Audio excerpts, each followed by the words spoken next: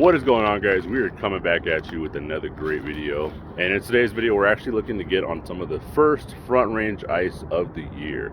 I've actually got a buddy who let me know that there's a lake locally here, a pond with about 2.5 to 3 inches of ice depending on where you are. But what's super cool is this pond is actually very shallow, and this time of year when the body of water is shallower, typically the water temp can change much faster. So that's what we're seeing here.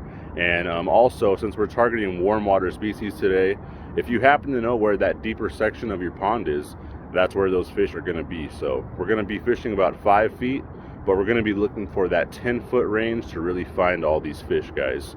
And main game plan today is I'm going to try and possibly use some wax worms or bust out these new P3 plastics I just got from Mystery Tackle Box. Let me show you those real quick.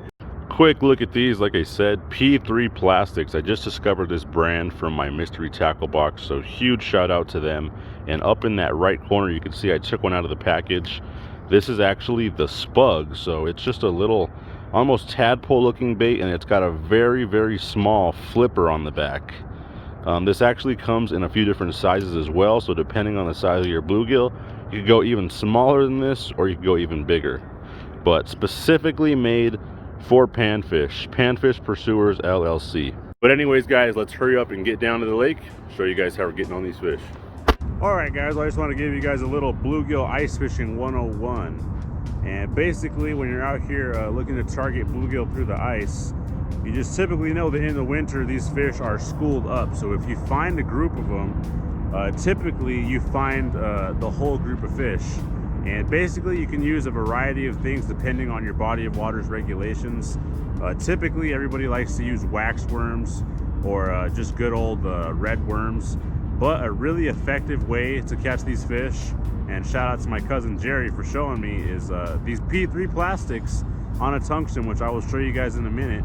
And that's really just how we've been catching a lot of these fish today. Just here in about 10 feet of water, just dropping these tungstens down with the P3 plastics. And as you can see, we're getting onto these little bluegills. You know, definitely not the most sizable, but one of the more favorable eater fish as far as sport fish go. So definitely a fun fish to catch through the ice if you can get on a school of them. I mean, we've just been killing them non-stop. I mean, I'm in a new area, a completely new hole, and we're on another school. Hundreds and hundreds of bluegill. And this one, like I said earlier, I got him on this little P3 plastics little paddle tail. I'm not sure if you guys can see that. This is an extremely tiny plastic, and they are just crunching that little thing.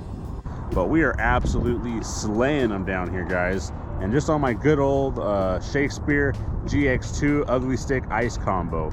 And I think I've got 4-pound tri-line ice line on here. And we are just dropping down in about like 8 to 10 feet of water. And we are absolutely on a school right now, guys. I think today we've got the potential to catch over 100 bluegill through the ice, guys.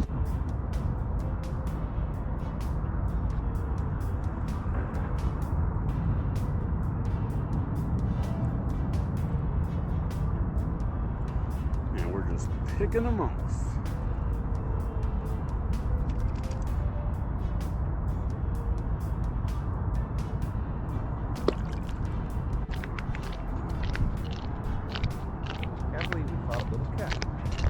I can't believe it either.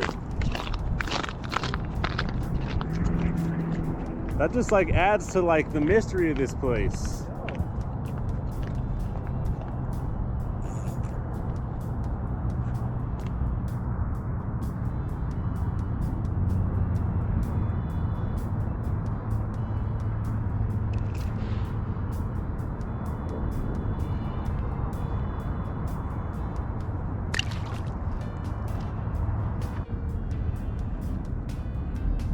And we're just on them, guys. I mean, if I could give you guys any bluegill ice fishing tips, it would just be that these fish bite extremely light. So you can't really just be anticipating to get smashed by any of these bluegills. Oh, he's all caught up in the deucer. Yeah, you just really can't expect any of these bluegills to come up and like absolutely destroy your bait unless you've got some larger size ones. But a lot of these little guys. Oh, Jerry! Jerry!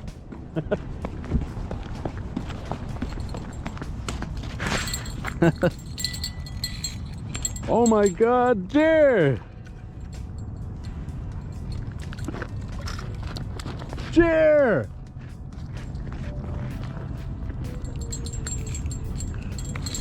Oh my God, on Jerry's jawjacker, look at this. This lake is a, dude, this lake is a mystery. What? Dude, look at this. What? That is wild. What? Dang, he's a little chubber too. This lake is a mystery, guys. Got bass, perch. This looks like a I'm forgetting which type of catfish this is. I'll come back to that in a minute, but this guy right here is a little chunk for that species. This species doesn't get very large, so right there, Jerry got him on a gulp alive waxworm and a pug bug. Yeah. Nice. And this is what we've been using, these P3 plastics. This one to the left here was one Jerry gave me, so it was a different, definitely a different package. But as you can see, I've got this little pink P3 plastic in like the honeycomb style.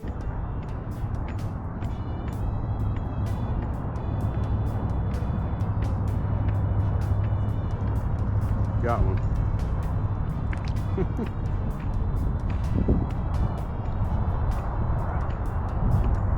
Oops.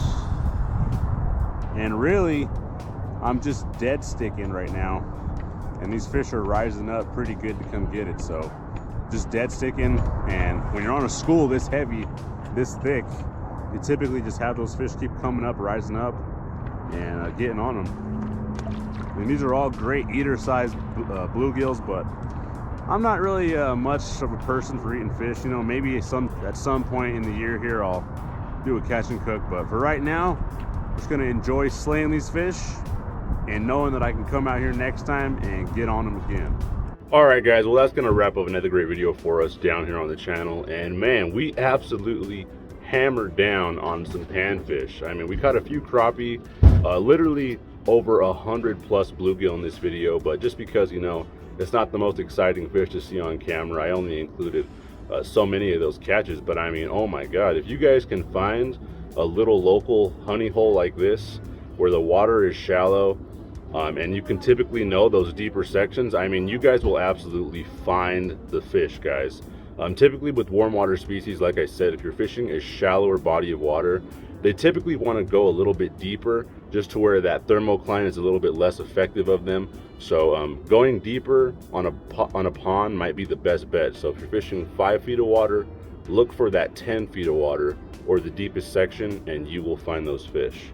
Also, like I said, guys, I highly recommend trying out those P3 plastics, as they are an extremely effective way to target panfish, trout, and honestly other species as well, guys.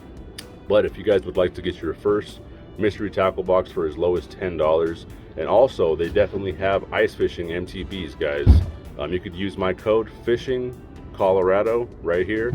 And as always, guys, let me know your thoughts below. We'll have some more ice fishing videos coming soon. I actually just lost my personal best trout through the ice the other day, so trying to make one of these really quality ice fishing videos for you guys. So stay tuned, and thank you guys all for being here.